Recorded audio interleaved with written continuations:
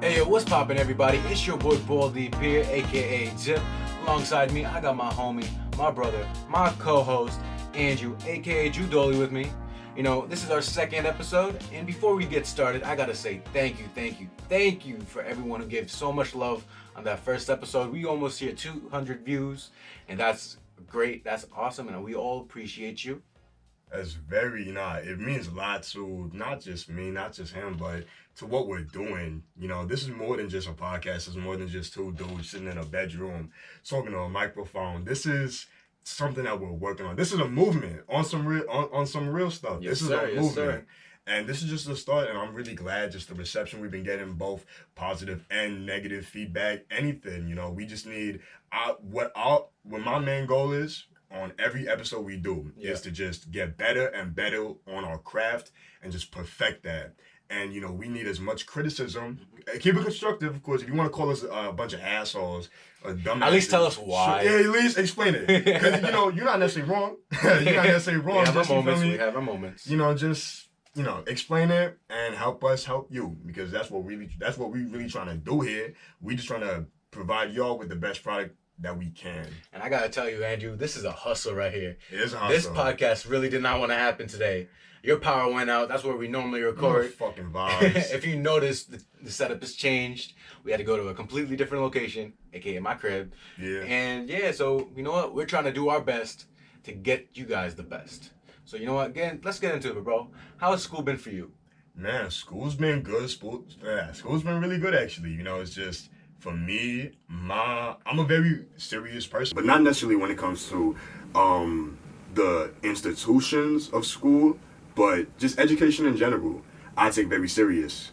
But my college experience so far hasn't been the greatest or the most. It has its flaws. I feel you. But these last couple weeks of me going to my second year of college, this is my third semester, I've been doing really good for myself. I'm really proud.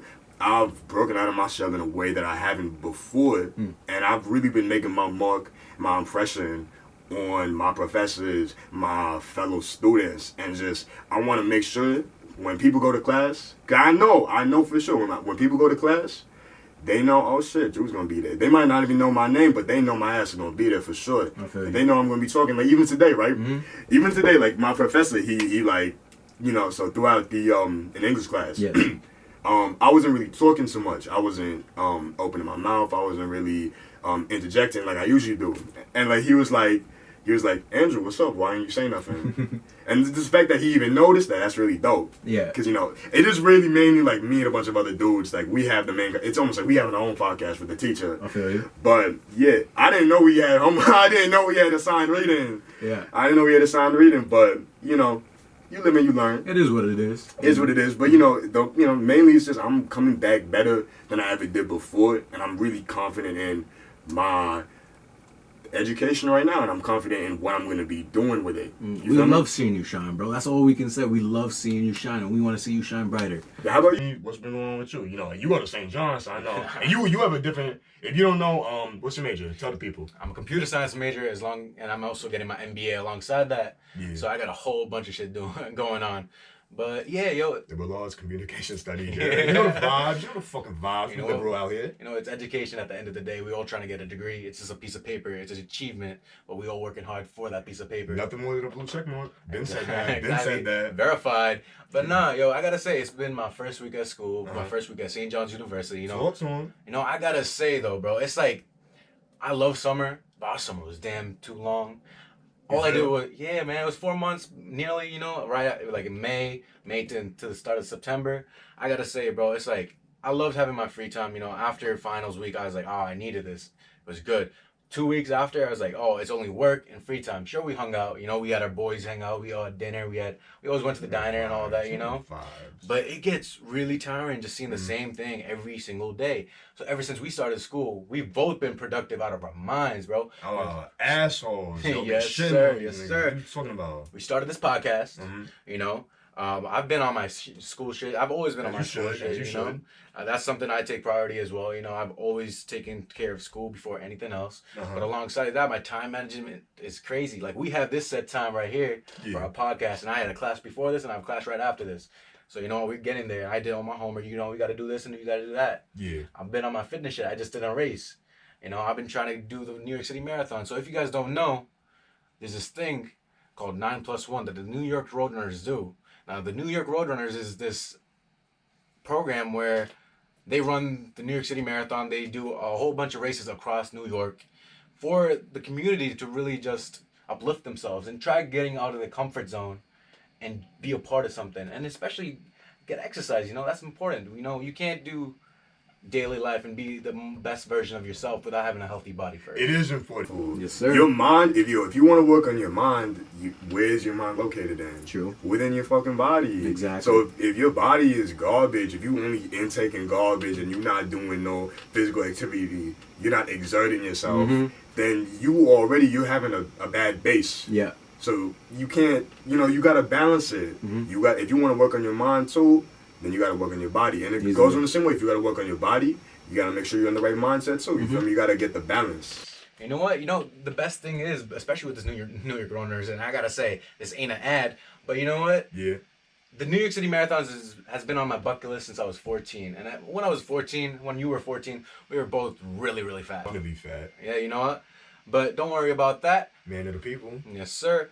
But we got healthier, we got leaner, we got better. We started working out and started being good for ourselves. I got an injury and that took me out of commission for a little bit.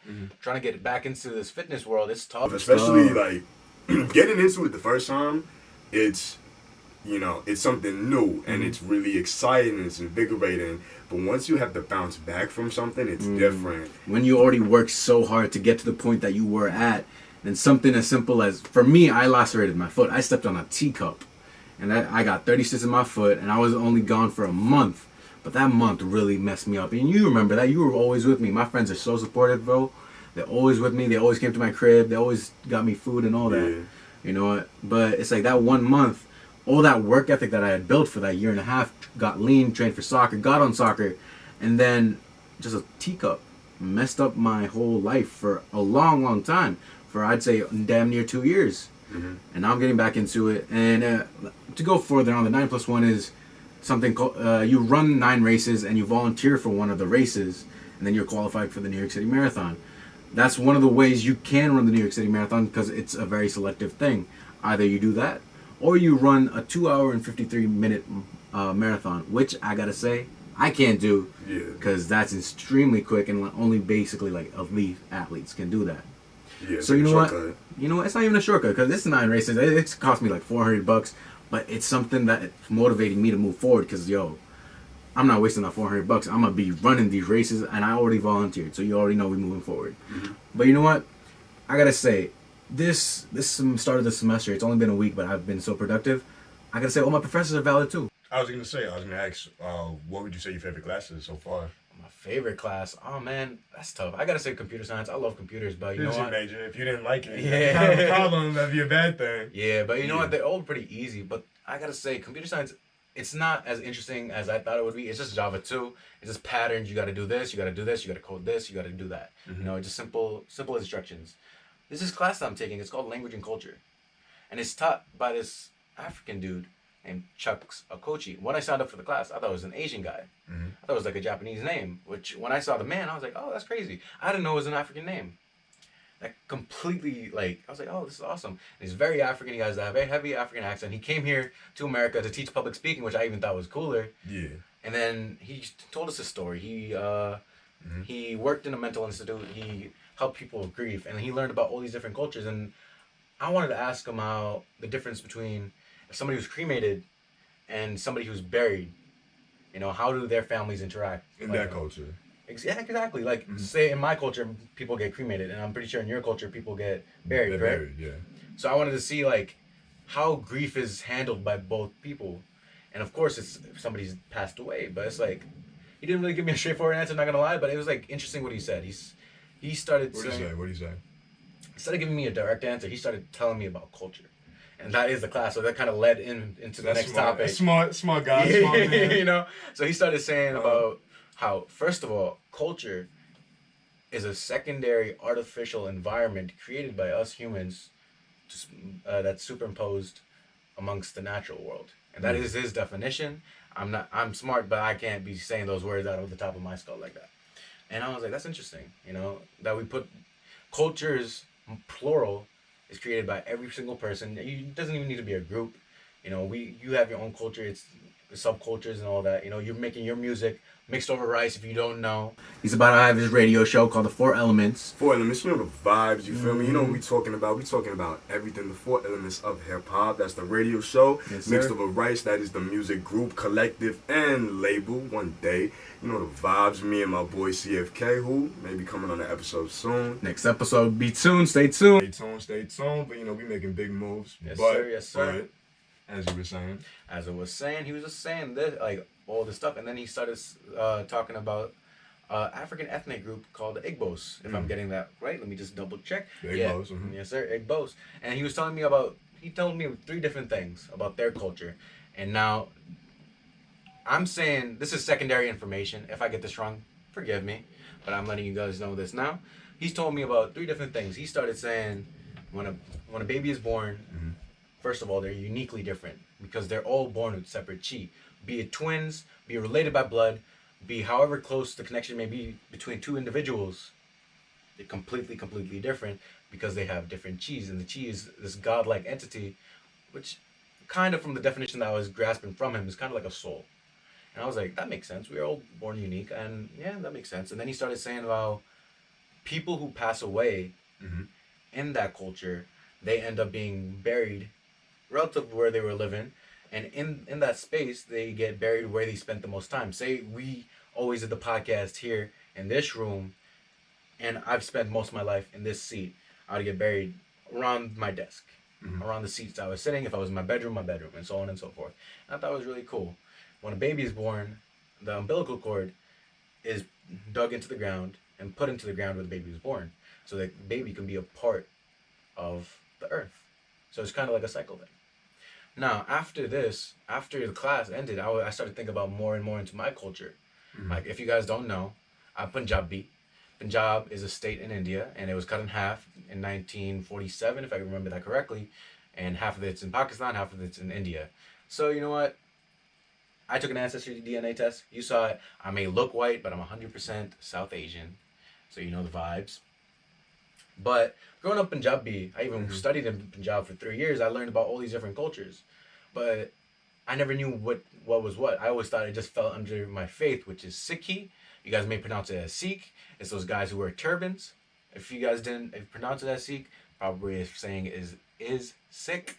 You know what? Just a little information we're sharing with you guys. But going forward, I never ate beef in my life until like last year. And I always thought that was for faith. You know, every time I even looked at beef and I was about to eat it, I always felt guilty. I always had this like kick in my stomach. I'm like, don't eat it, don't eat it. But the more I studied, I'm like, I can eat chicken, I can eat pork. Why can't I eat beef? Right? Yeah. And then I realized it wasn't faith. It was more cultural. It was out of respect for the Hindu natives living in Punjab, because the Hindu people adore cows. You know, they praise cows. They're very sacred. So that's something I was like, oh shit, that's what's up. You know, that's to start off with like a low level. But you know, if we go into more cultural, the cultural aspect and the religious aspect kind of mix in when it comes to the marriages. I feel like arranged marriage in itself is very cultural. I don't think it is written anywhere, but you guys could fact check me about that. Put it in the comments. But if I remember correctly, arranged marriage isn't written in the Sikh Guru Granth Sahib, which is our version of the Bible. It's not. It's our holy scripture. It's not a Bible. It's our Guru Granth Sahib. Same idea. Holy book. Yeah, holy book. There we go. It's our scripture. So I don't think it is written anywhere in there that you need to have an arranged marriage. There is rules about marriage, but I don't think it has to be arranged. Exactly. And I think that's a very cultural thing. So I was looking into it. Like my parents, they only knew each other for like a week. There was no phones or nothing. They never texted. They probably met for a second, and then the next week they got married. Yeah. And then a couple years later, I popped out. But I popped out here. They came here for a reason. And I gotta say, there's like a new meaning of arranged marriage here now. And in America or? America for our culture. Okay. Because I've been realizing that it's more so of a arranged love right now. And I was like, oh, let's see. It's kind of, there's like a pressure put on you, and it's an extreme pressure that you have to marry this person who's got to be Punjabi, this caste, which first of all, Sikh people like we renounce caste. It's not. It shouldn't be a thing. That's another cultural thing. Castes. I'm a Lubana. There's different types of castes called like Jut and here and there. So they gotta be. You gotta hit all these parameters, all these check marks, and that's the only way you should marry, or your parents will disown you or something like that. Yeah. Mm-hmm. So even though you're finding your own person, in a way it is arranged because you have to hit these check marks. You can only, Okay, so it's almost like a new form of I see. You see what I'm saying? Instead of being forced directly via your parents, Mhm. about you need to marry this person. It's more like strict set parameters. Exactly. That basically, well, they may not force you to marry that particular person. Mhm. You're kind of you're working with a really limited choice. Exactly, Mhm. exactly. So that's something that I was like, oh damn, this is wild. Why is this a thing? You know, we should be able to do whatever we want. But it's understandable. Our parents were born in a different era. My dad came here at Different late country. 80s, countries as well. You know, my parents were born and raised on a farm. You know, my dad was a farmhand. He had my grandpa and all that. Excuse me. But Excuse. thank you. They all came to this country for a reason. My dad came in the late 80s. You know, my mom came in the 90s because my dad was already here. They were already married. And my brothers were both born in India. I was the only one born here. Mm-hmm. So maybe I have a different perspective on like how everything is going on because I was raised here, even though I lived there for a little bit. So your parents came here early on, right? Well, my parents came. They met here in America in the '90s. Okay. Actually, like not that much longer before I was born. Okay. But my father, he could fact check me, but my father, I believe he came here. He moved to San Francisco. Okay. Somewhere in the '70s, I believe. You know, Yeah. we don't really talk too much about shit in general. For sure. For sure. But you know, so I don't know too much. And I believe my mother came here around the '70s too. Okay. Mm. And I have another question before we go forward. Is there? See, my man over here is from the Philippines. If you guys don't know, and you're part Spanish, correct? Yeah, from Spain, part Spaniard. Yes. Like if we were to talk castes, Yeah. like in the Philippines back in the day, the colonial caste system, I would I'd probably be mestizo. Okay. That's probably what they classify me as. It's hard because I personally maybe in the Philippines we might say tisoy, but it's the same idea. For sure. For sure. Yeah, just mestizo and Pinoy, tisoy. So I know for sure from my mother's side that I come from a mestizo family. Okay. And so going forward, do you know of any like practices that are similar to arranged marriages, or something you want to share with the people that interests you about your culture that doesn't really happen nowadays, or it still happens and you're like, why does it happen?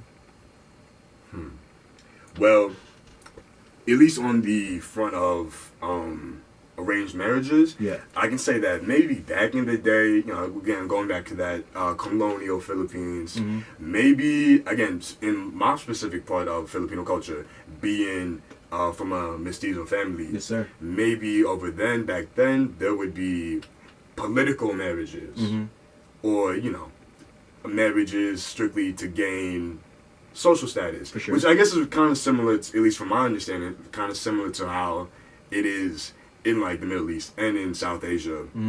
But it is mainly like a political, almost economical thing. For sure. But nowadays we don't really do that.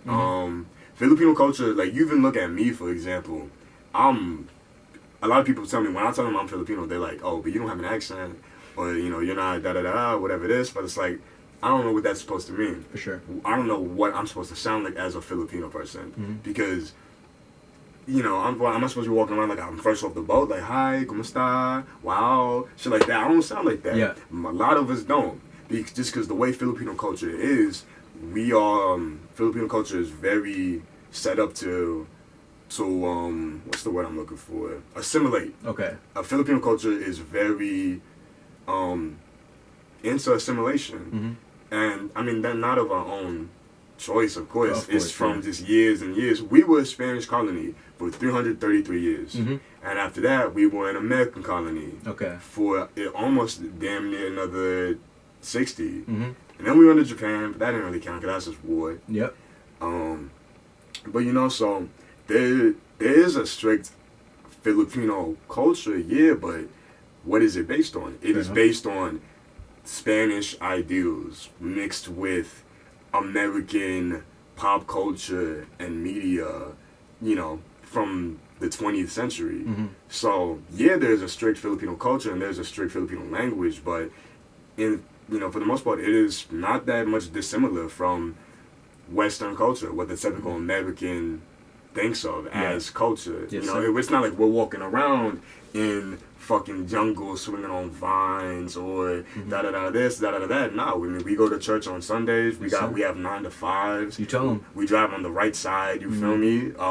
Back in the day, we used to use miles and feet, like my pops' era. But when we had that revolution, that cultural revolution, and I guess it was like a political revolution, so more than just cultural. But that revolution in the 80s, the People's Power Revolution, you know, we wrote a new constitution For sure. after the dictatorship. Okay. So that's when we became a little more like, yo, this feet. What the fuck is this? Like, gotta get on meters and all that. Updating. We can become more international. That's what we do here. We spread knowledge. Spread knowledge. So yeah. before we go forward, make sure y'all follow us on SoundCloud, YouTube, Instagram, and all the sorts, even on Twitter if you want to. Last time we said delete your social media. Maybe don't do that. Maybe just don't be on your phone as much. But that's what we do here. We spread knowledge about our cultures, your cultures, and whatever you guys want to share with us, please do. We'll talk about it next time on our podcast. But let's go forward. You know what? Both our parents, you know, your parents met here. My parents met in India, and they came over here. They came here for a reason. Yeah. And you know what? That reason may have changed, but my parents came here specifically to get better, get more money. You know, that the immigrant dream: get money, be free, and have make sure your family is good for the future, and then your grandkids are good for the future. And the time my parents came, time has changed. And you said your dad came in the 70s. Oh, time has changed since then as well, right? So my man, Mr. Four Elements, spread some light on what New York culture has been like throughout the years. Man, just New York culture, as I know it again, I'm not some expert. I know there's cats out here who they've been in New York for generations and generations. I'm not like that. I'm a first generational New Yorker. With that being said, I am a New Yorker to my core, and I will be to the day I die. That's and being honest, like, you know, kind of going off what we're talking about, something I've realized recently, just thinking about my experience from the brief time I lived in the Philippines, I'm not, like, I'm Filipino for sure, and that is in my blood. Yes, I sir. will always be Filipino. I'm proud to be.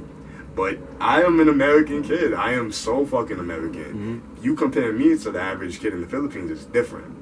So I am a New Yorker for sure, no It's on your doubt. chest, no literally. doubt. Literally. It's Yeah, in my my Knicks chest, it's in jersey my on. heart. So you feel me? I'm really proud of my city. I read a lot about it. And it's just... Shit, just even from the beginning, like New Amsterdam. Ooh. New Amsterdam Going was old fucking school. fire. I'm being so for real, yo. They were so like religiously tolerant, and I feel like that just kind of set the base up for what New York was gonna grow into. Because you look at places like Boston, yo, come at me, bro, but like, you know, they wild racist, they very segregated. The culture there is different. Here in New York, we are different from our original 13 colony brethren, colonial brethren. We're different because we come from a different place. And just kind of going into the 20th century, I mean, you look at pre-World War to post-World War New York, very different. You get a lot more influx of immigrants coming in from, you know, just dealing with everything after it's the Great fucking War Part 2. So you know that shit was crazy. And then you got the Cold War. You have mad people coming into the city everywhere from Latin America. Because before, traditionally, right, immigrants to New York City would be Italian folk, Irish people. A lot of different type of white. Exactly. But they would be treated like they were colored, which is crazy. That's wild. Which is really crazy. That's wild, yeah. But, you know, you have all these people coming to New York. You have all these immigrants. And you just see the whole, you know, landscape of New York change. And I can say, at least with my father, him being an immigrant, he didn't move to New York when he moved to America, but he found himself in Harlem eventually back in the 80s. And just, you look at that area alone, it's even compared to now, especially where my father was residing in East Harlem, especially because East Harlem is so different from how it is now, today. And just everything that's come out of that. I feel like Harlem, I'm from Queens, you know the vibes. Queens get the money, the money's in the building, you know, you dig it. Hollister, Hollywood, baby, you know the vibes. But, yo, it's just like, Harlem is so dope just because of what it's done vibe. Culturally, what it's outputted in the world. You feel me? Yo, the Harlem Renaissance, people, it's so underrated. Literally, yo, Jazz, snap it up, hit him with that snap. snap. You know the vibes. And it's just everything that's come out of that area, especially, you know, we're talking hip hop. You know, we're talking about my work in progress radio show, The Four Elements, where I talk about a lot of things, hip hop included. You look at the history of, you know, the Bronx and, you know, Uptown Manhattan or Harlem. The evolution of that is so crazy. One of the reasons why I'm so proud to be a New Yorker, or one thing that makes me proud really, is that you look around anywhere in the world. You can even say as a Punjabi person. Like, I remember a couple weeks ago, we were listening to Punjabi hip hop. Yes, sir. You look at China. Yo, China, during the recent protests, the government released a rap, an anti-protest rap, which is so like, it's so like antithetical. Big word alert. It's so antithetical. So antithetical to like what hip hop is about.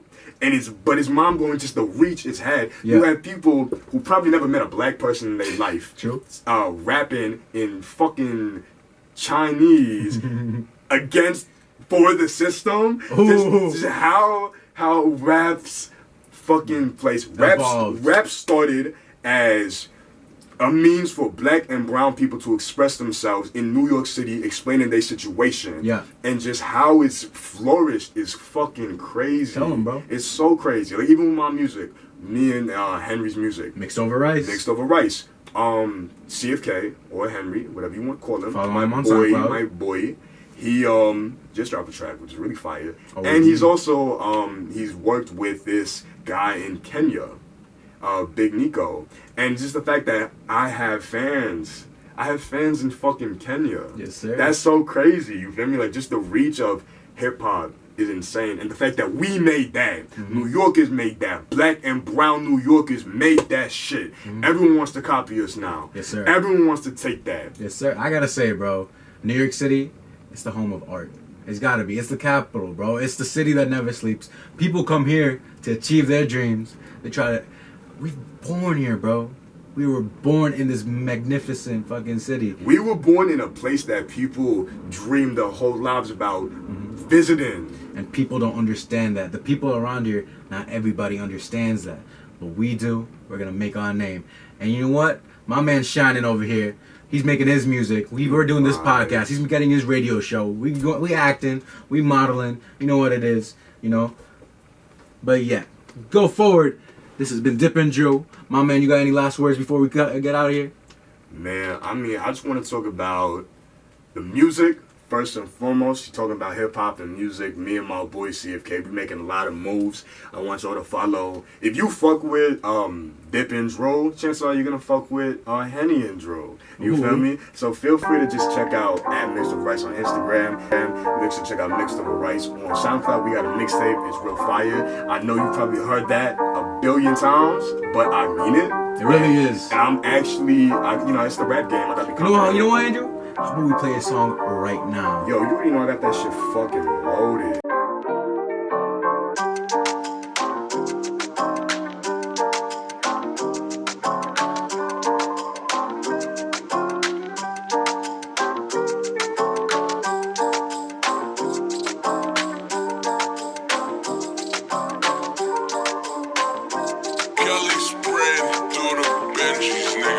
I'm the shinobi, I ball like I'm Kobe. If you do not know me, my name is Drew Doley. My flow so pristine, and so is my team.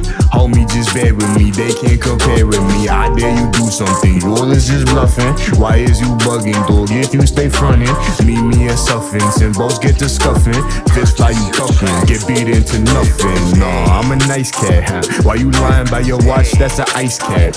When I hit it it from the back, I know she like that. She like my rhymes too, she say I got nice raps. That's a big fag, break my weed up like a Kit Kat, ooh. I'm a busy dude, no time for chit chat, ooh. Roll the swisher, let's just kick back, ooh. Turn my L's into dubs, boy, I flip that, ooh. Said I was winning, they thought that I didn't. They think I was joking and kidding. Softer than kittens, but I'm the big dog. Now they be frightened, they hidden. My prophecy written, my fall is forbidden. It all goes according to legend. Above all the rest, was not taught to fit in. Got put to the test, I ain't slipping. Yeah. They just always running out their mouth, trying to put me in the ground. But I'm winning, so I never hear a sound. Yeah, never let nobody hold me down. Yeah. They just wanna take away my crown, think they got me figured out. But I'm about to show the world what I'm about. Yeah, never let nobody hold me down. Yeah. Pockets is loaded, riding like Jay-Z cause this shit's decoded. Ride down Jamaica with Drew, we devoted. These rappers be rapping then act like they wrote it. Dedicate these raps to the big man.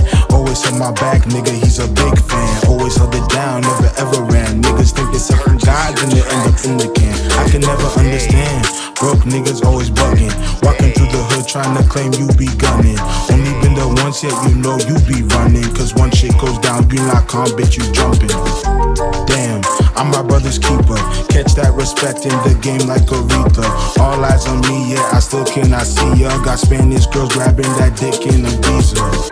Whoever said a nigga couldn't rap, hitting my line, tipping hats, nigga no cap. Shorty said she heard my raps, and she said she liked that. Head thicker than a fucking brick, that's a hard hat. Receiving hard hits like Jacoby, talking out your mouth, not your words, karaoke. Hidden in the leaves, motherfucking shinobi. This Henny from Jersey got blood in Nairobi. They just always running out their mouth, trying to put me in the ground. But I'm winning, so I never hear a sound. Yeah, never let nobody hold me down. Yeah.